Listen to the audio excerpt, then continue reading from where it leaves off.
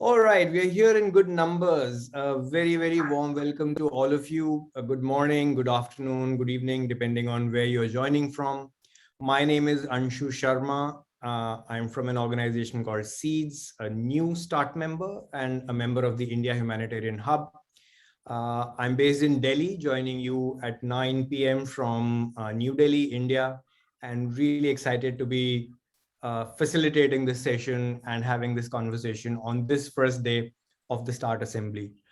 It's as you would have seen from the schedule. It's a really exciting, packed week ahead, and today in this session we are going to talk about something that has really kept a number of our members busy over the last couple of years, which is the step of setting up national hubs, a critical piece in localization, which has been at the center of a number of activities and strategies that the START network has taken up as a very concrete move towards making decisions and making actions locally centered, locally arrived at, and locally driven. So with that background, I will quickly jump into how we're going to run this session. We have a little under 45 minutes. We will try to keep it spot on time. There's a couple of exciting things happening after this too, and we'll talk about that before we leave. Just one simple housekeeping announcement that there is an interpretation button just below the screen, at the bottom of the screen, that is enabled for Spanish and English. So depending on the language that you will be running with, please join that channel. If you're going to be on the English speaking channel, please do select the English channel. That'll make sure that you stay with us on this group. And with that, let me welcome and let me introduce to you our three speakers for today. And it's not going to be a speech or a presentation session. It's a very interactive, very tight question and answer session. I will be posing some questions to our three speakers, and you all are also welcome to do that. Use the chat box, and we will be taking questions as we go.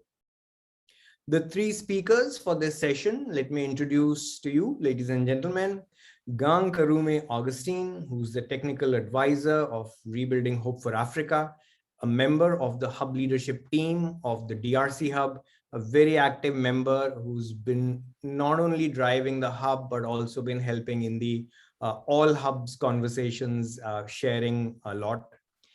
We also welcome Daisy Custom, who's the Innovations Program Coordinator of ASEXA, which is the Secretariat for the Guatemala Hub.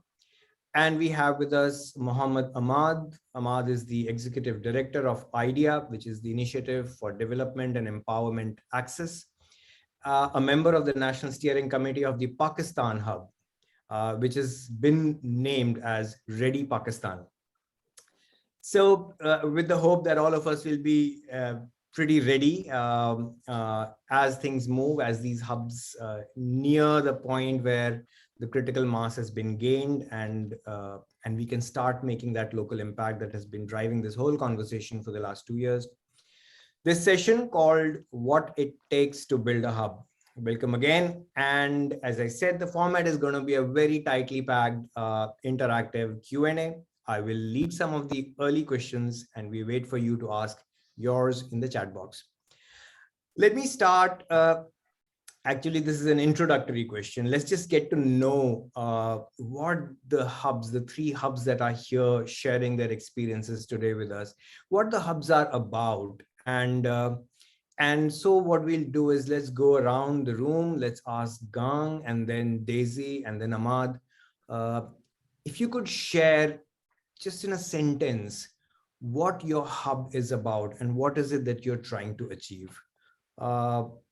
Simple introductory question. Gang, over to you. Thanks, Anshu. Thanks for introducing me.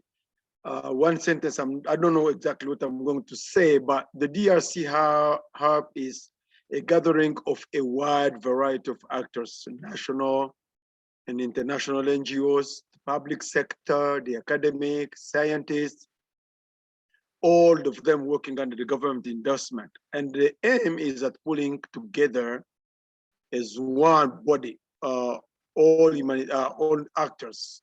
You know, we are all common that the humanitarian system, the way it functions now, it did not deliver. And taking the current complexity in the patterns and numbers of crises, that dictates that something new has to happen. Something new has to come into place. And this is no longer an option, but it's a must. Statnuk, fortunately, launched it like an initiative at the global level, and now is supporting us to extend it up to communities level, to materialize what we're calling localization that is coming from, that we've been hailing, all actors on the ground, we've been hailing it since the Humanitarian World Summit. That's what I would say for the moment. Thank you, Anshu. Thanks, Gang. One body of all actors, and we hear the hope in your voice. Daisy, how's Bennett with you and your hub? How have things moved, and where are you headed? Hola, mucho gusto. Buenos días por allá, buenas tardes. Es un gusto estar en este espacio colectivo de reflexión, de intercambio de experiencias que nos ha reunido y nos ha convocado en esta oportunidad. El Hub de Guatemala, pues nos definimos como una organización, como un consorcio, como una red de organizaciones locales. Actualmente hay dos tipos de organizaciones, unas que tienen una cobertura nacional y otras que tienen cobertura comunitaria. Somos organizaciones diversas, pero que trabajamos desde el pensamiento del buen vivir. Somos parte también en su mayoría del pueblo maya. Entonces nuestra visión es bastante holística, integral y armónica entre el ser humano y la madre tierra, el cosmos y todo lo que nos rodea. Por eso es nuestra preocupación también por trabajar en el tema de la ayuda humanitaria y en la gestión de riesgo, porque a partir de las acciones que cada una de las diferentes organizaciones ha trabajado desde hace muchos años, pues es momento también bastante oportuno que trabajemos de forma coordinada. Y creo que el Hub ha sido un buen ejercicio para iniciar este proceso de trabajo colectivo.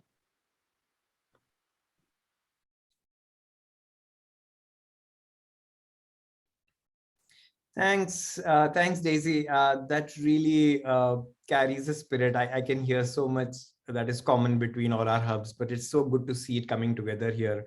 Ahmad, how about you? I love the name that you've chosen for the hub, but tell us more about what's been going on.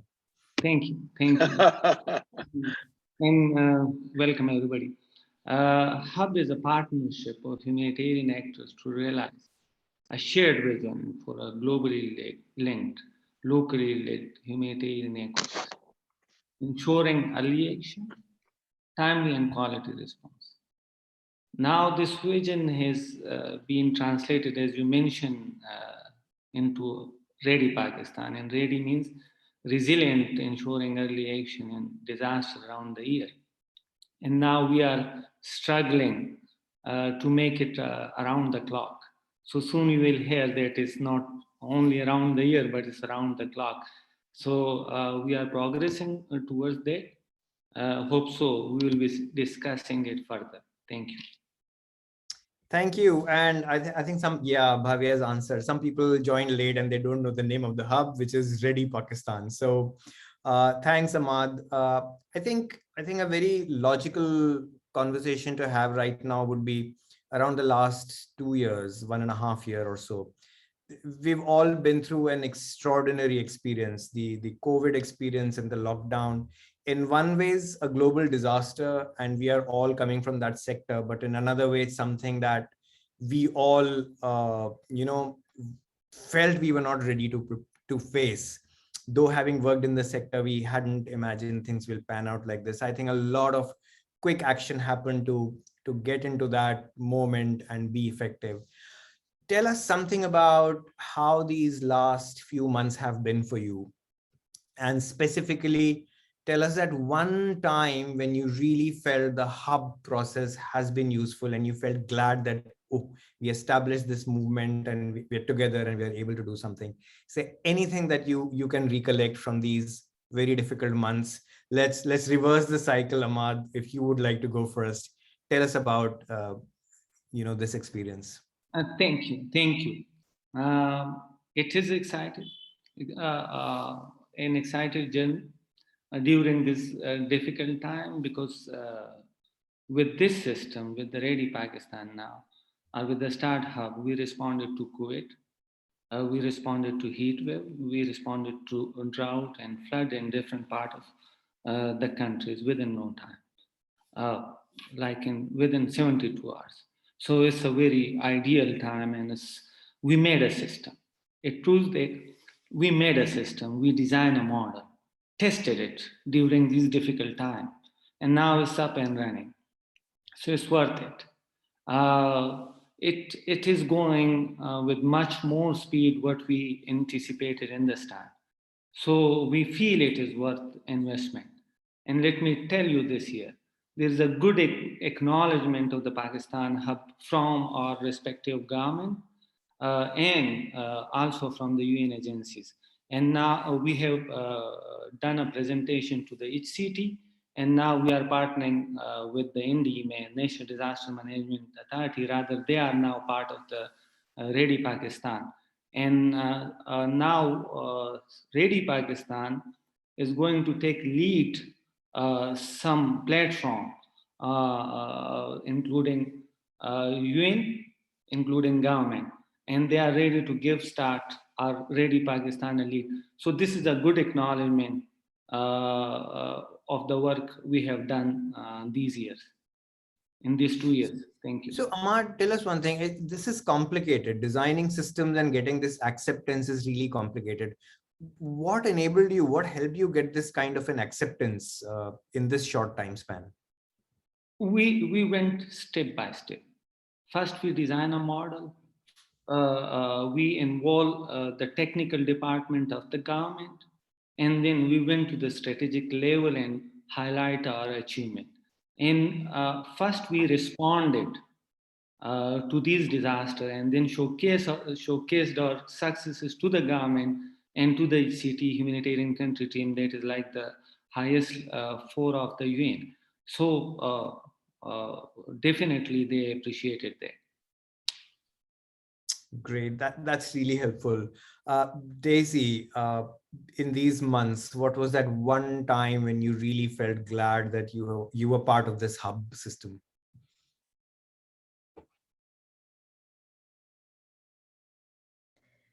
Bueno, creo que lo que nos hace parte del hub es ese sentimiento de pertenencia al colectivo que nos genera empatía con las diversas situaciones que están ocurriendo en nuestro país.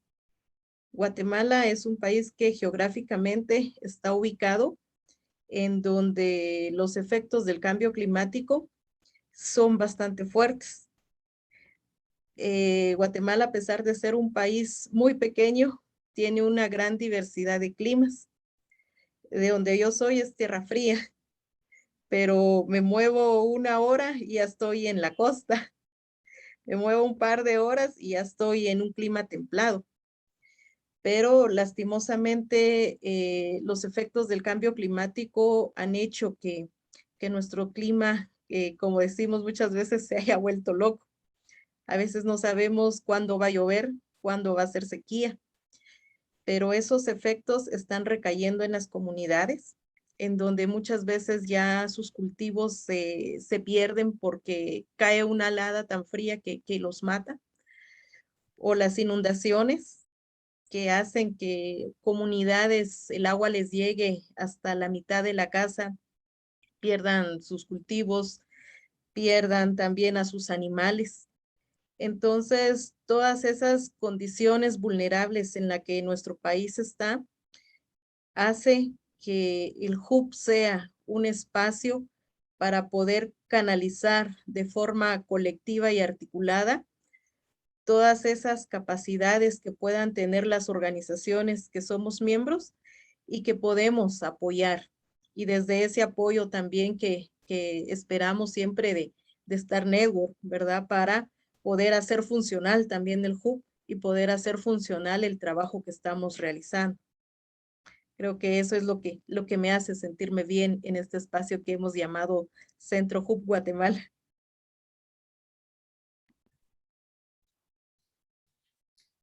We all feel good with you, Daisy, but I just wanted to stop for a moment to talk about this very powerful emotion and you know, the notion you spoke about of belonging.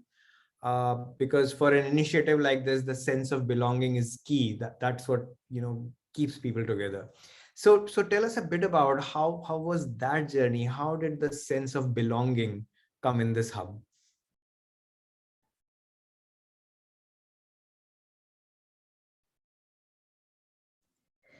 Bueno, la organización que lidera el hub es ASEXA, una organización de salud comunitaria que trabajamos desde hace más de 40 años con promotores de salud y comadronas, que son como las parteras y los médicos sin título en las comunidades.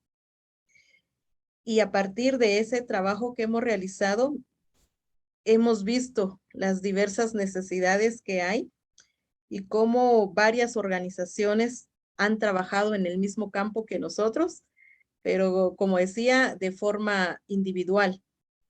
Entonces, cuando surge la idea de hacer un hub en Guatemala que lo integren diversas organizaciones, pues claramente ya tenemos identificadas quiénes son las que han trabajado durante muchos años el mismo tema que nosotros trabajamos, el mismo trabajo que realizamos en las comunidades. Entonces es bastante fácil crear empatía con organizaciones que hacen el mismo trabajo que tú haces. Y ahorita que lo hacemos de forma articulada, pues nos da la oportunidad de poder proyectarnos a más comunidades, a más departamentos.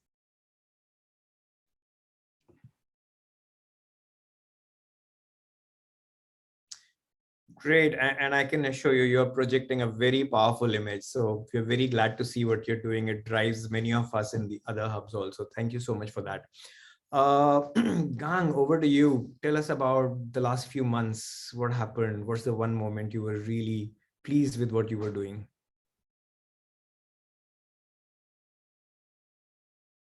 Gang, you are on mute if you're speaking. Oh, sorry, excuse me, Andrew. Thank you. I just not can I can't talk just about the few months, but we are talking of years of activities, of happiness, of ups and downs. But what I would say, for example, that the most recent is actually the General Elective Assembly we just held from November 9th to through 12th. It's just very recent. And we have, among other major outcomes, the approval of the documents. The constituency said yes for the DRC hub to be implemented in DRC, and will be in the months to come moving toward the legal registration. For me, I think it's a really, really great achievement. The next great achievement is actually the government involvement. This is with all my white hair on the head. This is the first time that the DRC government is really involved. They even appointed a representative to start working with us. And that is magic. That is just terrific. This is the first time I could see the government saying and acting. And it's a really great achievement. We also have actually the encouragement and accompaniment of 3 international organizations. This START network has around 50 international organizations that operates in DRC, but 3 of them really, really, they have special mention. They have special mention beyond this. I don't know how I'll call them. It's ActionAid, CAFOD, and Troker. They are there. we've been going through in this journey, and this is really something interesting. And we built up also our business case that went from 3 case studies. We started Ebola, we started the volcano eruption, we started the population movement, and see all what it gets, to have it clearly taken in charge, to know exactly the context, all the topics around.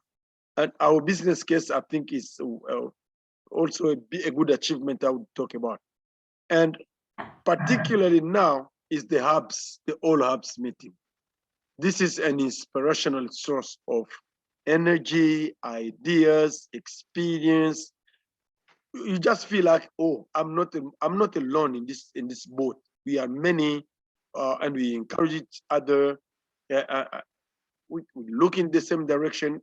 The all hubs meeting is just exceptional. Finally, I will talk about the programs that we are implementing. It's still tentative, but we have the innovation, the incubation, the DRF for one programs. I think I would say I'm so enthusiastic that I'm even saying, so far life is good. I can hear that it's much better than good. And thanks for talking about the business case. I think that's one thing which a lot of us who are trying such initiatives at various levels would like to hear a lot more about. Maybe there's not enough time to squeeze that in, but that's something on which a deep conversation is truly required. But I hear you when you talk about the magic moment. You know, I can hear the sense of fulfillment you would have felt, all of you in the hub would have felt at that point. But Gang, when you started, you also spoke about the ups and downs. I think my job in this session is kind of done. The questions are rolling in the chat box, and encouraging other speakers, other listeners in the audience. Please, if you have a question, just pop it in the chat box. We'll now be running more on those. So Gang, you spoke about ups and downs, and here's a question from Liaquat. He's asking about the disappointment and the difficulty that you would have felt due to human behavior. So this is an obvious question. It couldn't have been easy. You've certainly faced a lot of problems and challenges, barriers on the way. Tell us a bit about that, the disappointing moments and how you overcame those. Gang? Thank you, Ancho. I would not, at this stage, I would not talk about disappointment. I would instead maybe talk about frustrations, because something that comes in, goes out, depends upon the moment, and you easily forget the frustration than a disappointment, actually. I would say, for example, we realized that the incubation fund is, that is DRC context. Maybe Pakistan, the Fiji, the Iceland, they don't have the same problem, but the incubation fund is really something very interesting, but you have to also have your own money. If there is something that the incubation fund cannot address, financially speaking, then you are good. But as we find ourselves in DRC, we did not have any extra money, and that really puts us sometimes in corners. I would say, for example, other sources of frustration is, remember, the DRC, the world knew about Ebola and COVID. We woke up a morning and all the international organizations left. They did not say goodbye. They did not say, they just left. And that was something that could, to whoever thought that localization is the way to go, that was a really a unique opportunity to say, this is now time for to connect national structures, communities to take over. But it did not happen. And it was a frustration. I'm not desperate yet. I continue to think that it will happen. It will happen. And that did not stop though, because national organizations continued to offer what they could offer to affected communities, little, whatever, the way it was provided, it was provided. Let's say, I will not talk about actually disappointments. I will talk instead about frustrations. And I said, we are still missing a joint vision. The vision is still, I don't know how I'll put it, but it's still hypothetical. It's not at any time, it's not systematically that our vision is the same. And we have to look at that. Thank you very much. That really helps. And we fully understand joint visions are not easy. Common denominators can be found, but joint visions are really difficult to arrive at.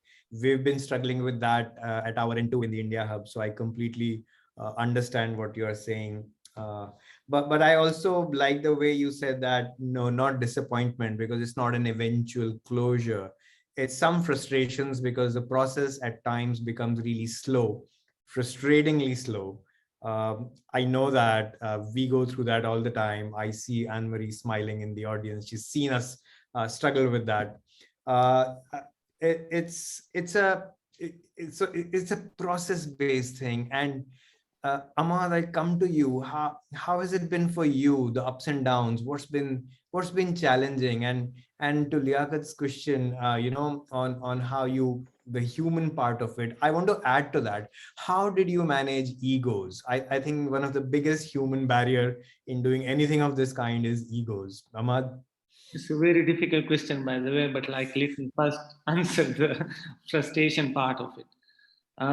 When we formed the hub realization team, it was like a group of 7-8 people to work on the Pakistan business case. We time and again were calling the country director, because the start member were there almost more than 25 people, organization in Pakistan. One day there was a meeting of hub realization team, and we have sent an invitation to the country directors. And simultaneously there was another meeting of Start Fund regarding a fund allocation. So when I saw the Skype group there, so there were 40 people and we had 5 people. So this, at that point of time, I realized that the people are more about the short term, like they are still thinking or giving priority to the projects and funding, and like their priorities is not like the system change. Yes, how we manage that now is the other way around. Now when we ask the country director, invite the country director, so almost all the country director of the member organization, they are joining. And recently we launched a call for membership, new membership. So within a week, more than 130 organization applied for. So now this is like how we turned it, because we worked, we didn't disappoint. We continued working on the business case. We got it approved from the assembly, and when it became a reality, now the people are taking interest. This is happening right now. Before, I think they were thinking that this is something like a dream type of thing, and it may or may not be realized. So why not to take the tangible benefit from somewhere else? So now it's very tangible. You have to work hard for your dreams if you are committed to your vision, and if you will make it a reality, so the people will join. And I'm thankful to the hub realization team and the national steering committee, and like I can name the support from the START secretariat, right from Christoph, Sean, and especially Kate. She was the first lady, a young, very energetic lady who came to Pakistan, and she said it is possible, and nobody was believing, including me, that it may or may not be, but she was so insistent. that no, we can do it, we can do it. And we did it. So it was like, let me acknowledge the support of Emery, especially in Tegini, Bavia, Tanya, Verity. Now, in the current leadership, Suzanne and Christina, when we fell down, so they buck up. And they encouraged us to continue our work. So when it is becoming reality, and it is now a reality, so like, look, everywhere there is a forces of status quo and there is a forces of change. So the forces of status quo, they try to resist, but when they feel that now it is irresistible, it is no more possible to resist the forces of change, so then they then join the forces of change. Otherwise they know that they will be left out. So you have to play. Thank you. No, thank you for that. And I completely echo the sentiment. You know, the people, the team at Start. It's not about the organization. It's about these individuals who've really played a critical role, not just in Ready Pakistan, but in all the hub processes. We all can, you know, we've felt it and we've seen that happen. So we are in India, we're equally surprised, Ahmad, that the hub is actually taking shape. So there were times when we thought it's going to be really difficult, and people like Tanya, Bhavya, Anne-Marie have really, you know, given that push. So I completely echo that. And Ahmad, you also answered another question. There was a question in the chat box from Anli around if the local hubs are open to broadening their membership. So yes, certainly yes, the process is on, and it is going to be on in all the hubs. And the process it involves far lower entry barriers than you've probably ever seen in any movement of this kind. So that's one question answered. But before I move to Daisy, one quick thing. There was a question from Pramila, and maybe Ahmad, you're the best person, since you did mention about the Start Fund also. Pramila is asking, what is the difference between being a hub and being a local Start Fund?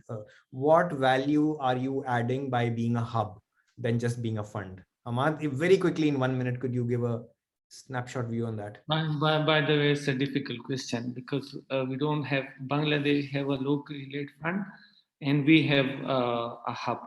So in the hub, the decision making is quite local. We have technical working group. They are present on the ground, and they, on the basis of technical ground, they take the decision. So the decision is not with the NSC, the National Steering Committee. The decision is with the technical working group, including the government department, including the local organization, and whosoever are the stakeholder in that area. So they are evaluating the situation, they are deciding the fund allocation, and we are giving principal approval. So I think there is a difference of locally led, locally owned decision making, fund allocation, and involvement of the government technical department at the very ground level, as well as the community in those areas. So I may be wrong or right, but this is what I understand. Yeah. So Pramila, what we hear is that the decision-making process is becoming far more decentralized through the hubs. In fact, I can tell you from the experience here in India also that it's becoming unbelievably decentralized. Even top-end decisions like inviting proposals, putting out calls, and taking decisions, that selection committees are all going local. And that's something that's really admirable. At times, people feel a little nervous about it, but that's the only way forward, the only way we need to go. Daisy, coming to you next. There is also a question for you in the chat box you may have seen from Damaris, and it's around how the last 12 months have been for you since the last year's assembly and today, between these two assemblies. and what processes have been the most difficult to implement in the Guatemala hub? Add to this what we were discussing earlier with Gang and Ahmad, that this is the time where we were facing COVID and the lockdown. Your most challenging moments, Daisy? Gracias. Bueno, esta situación del COVID sin duda es algo bastante complicado porque nos ha llevado a perder ese relacionamiento interpersonal. Y pues cuando iniciamos el hub, hacemos esa convocatoria a las organizaciones para que emprendan con Nasexa este viaje diferente, muy diferente a todo lo que hemos trabajado en Guatemala desde el ámbito organizativo, una experiencia única, creo yo, para quienes integramos el hub. Y todas las reuniones las hemos hecho de forma virtual. Entonces, en algún momento la virtualidad sirve para acercarnos, pero también para alejarnos, porque no es lo mismo tener una relación de pantalla a pantalla que de persona a persona. Entonces, cuando nosotros planteamos desde ASEXA ser parte de este hub, las organizaciones por la confianza que tienen dicen que sí, pero hay como cierta desconfianza que crea que todo sea virtual. Y cierto, siempre Tania y Bravia pues han dado ese acompañamiento virtual también, y eso pues ha generado confianza a las organizaciones para no pensar que esto pues no es algo serio o que no es seguro, ¿verdad? Una organización que se está viendo transformar la cooperación, ¿verdad? Entonces, ahorita podemos decir que el primer encuentro presencial de hub que tuvimos fue hace un par de semanas. Y entonces ahí nos dimos cuenta de que había muchas dudas aún sobre qué era el hub, para qué iba a servir, cuál era el aporte que le estaba dando y cuál era la visión de Star Network acerca del hub. Entonces, ese espacio presencial generó mucha confianza. Lo que había traído durante todo el año la desconfianza de no habernos reunido presencialmente. Entonces, creo que lo más difícil que hemos vivido hasta el momento ha sido esa ausencia de relacionamiento personal. Eso ha sido lo más complejo. Ahorita, pues, iniciamos ya una nueva etapa, creo yo, donde ya tenemos más confianza, donde el otro año esperamos tener también más relacionamiento con lo que ya vamos a empezar a hacer. Ya nos hemos planteado hacer también como un plan de trabajo, ¿verdad? Cómo vamos a trabajar de manera coordinada y cómo nos vamos a llamar hub, haciendo trabajo en conjunto. Creo que eso es lo que hemos visto durante estos 12 meses.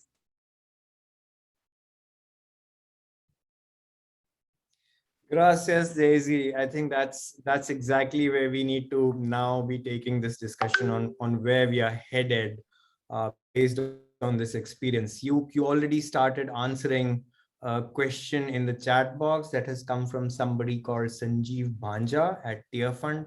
Sanjeev is someone I used to know probably in another lifetime. It seems like that many years ago. I need to be in these international platforms to see Sanjeev nowadays. But Sanjeev's question is, does the hub have a business plan? And if so, what are the main strategies to make it viable at the local and national levels? Gang, you spoke about a business case, about your hub making a business case. So would you like to share with us something in this business plan or your business case zone, what you're thinking, how things are going to move in the next 1 year in 2022, Gang? Thanks, Ancho. Our business case goes up to 2025, and we built it up on experiences from 3 events that we went through. That is the Ebola that hit the north of DRC. That is permanent. The people movement due to attacks on villages, on communities, and the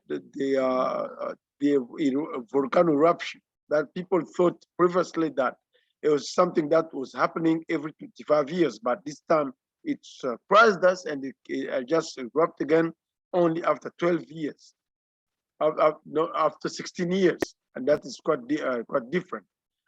And then we just want to say, where are we? Where do we want to go? Which will be the means that we'll need to get to where we want to go? The means in terms of cash, in terms of people, in terms of advocacy, in terms of various resources. I would not finish it in 1 minute, but I would say it is there, and you make it in a participative manner.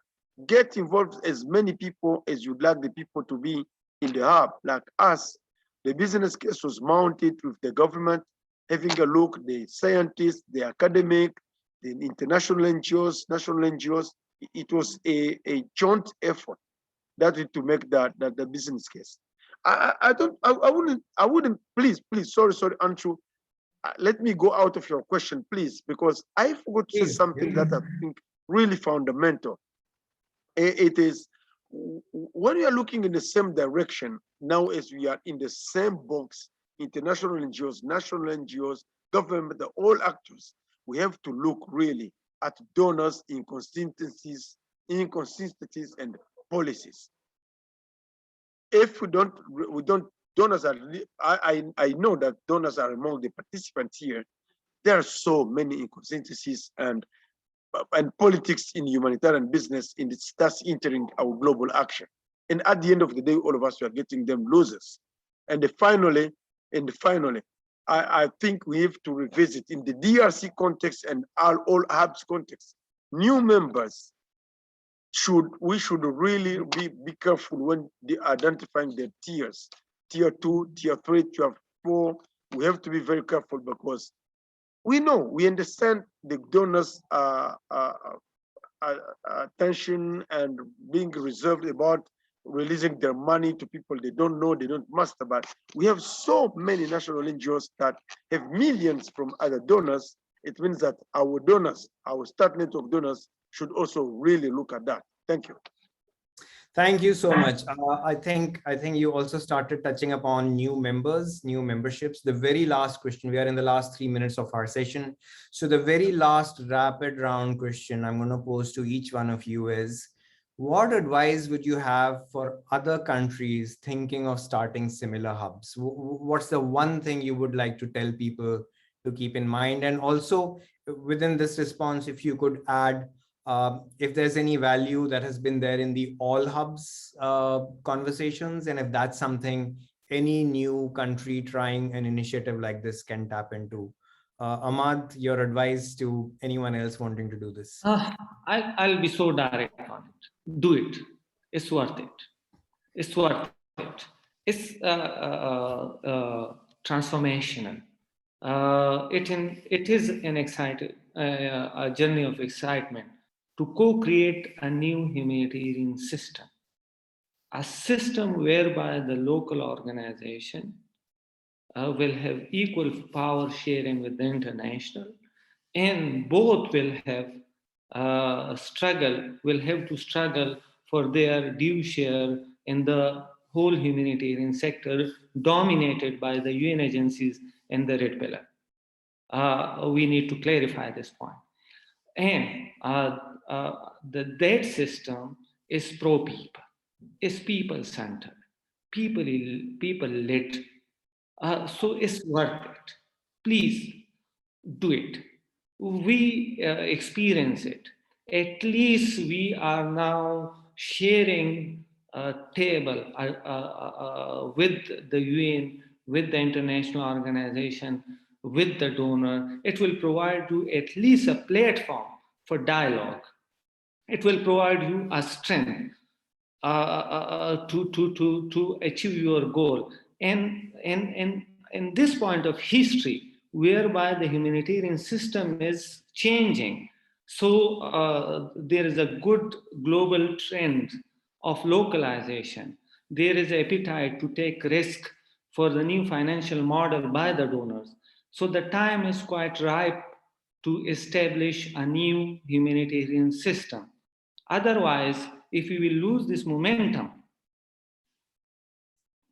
I think the system will get established and you will have to wait for another 70 years. So please do it. Thank you. No, that's a very powerful statement. This is the moment to get a new system in. Gang, advice from you to others wanting to do something similar? One sentence, Anshu. What I would tell the other newcomer apps, be ready to travel toward the unknown. Thank you. Gang, can I request you for one more sentence? What's the collaboration between the various hubs? Can that be of use? How can people tap into that? What will they gain from the network? What again, the network gain it is with the network, enthusiasm is there because you just feel you are not alone in this travel toward the unknown. Enthusiasm is there, spirit is there, commitment is there, energy is there, because anytime I'm down, I'll call Emmeline Siale, I'll call Akmal, I'll call Tanya, they're there for us. And you, Anshu, don't forget, and yourself. Beautiful answers, Gang. What we offer is enthusiasm, and still you need to be ready for the unknown. Daisy, the last word goes to you. What would you want to share with others? How can they be better prepared for this journey with its ups and downs?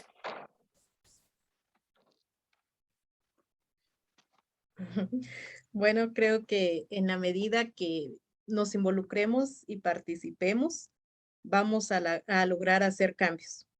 Si nos quedamos sentados esperando que los demás hagan cambios, no va a suceder lo que nosotros querramos. Vamos a estar siempre a la expectativa de lo que los demás piensan que es mejor.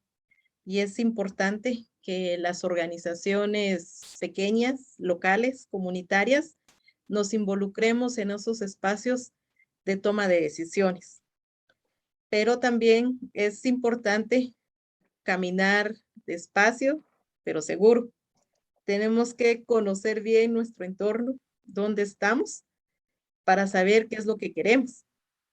Algunas veces queremos acelerar los procesos y a veces nos va mal, ¿verdad? Entonces creo que en la medida de que demos pasos seguros, vamos a caminar muy bien. Hay que respetar los tiempos y dinámicas comunitarias. Y porque tenemos que ser realistas, que a veces los proyectos pues nos sugieren metas ambiciosas, pero es necesario que tengamos bien puestos los pies sobre la tierra para poder caminar seguros. Gracias.